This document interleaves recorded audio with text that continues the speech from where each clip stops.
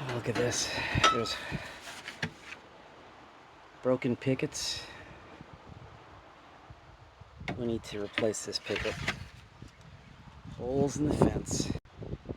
Can't have that. So let's get a fresh picket on that fence. Today we'll be using a vintage Black & Decker circular saw.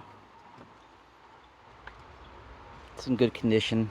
It's probably about 40 years old.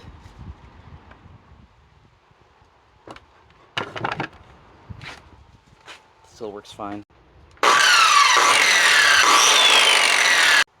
It's not bad. Not laser straight, but still learning how to freehand with a circular saw. Got my father's Makita. I'm going to use some 1¼ deck screws to get this on. I guess we better pre-drill before we do this. So I fastened the top of the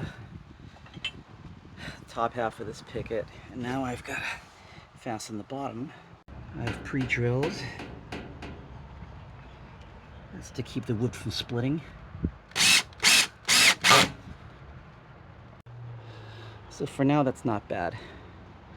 That'll hold until we can replace this entire fence. And it does need it.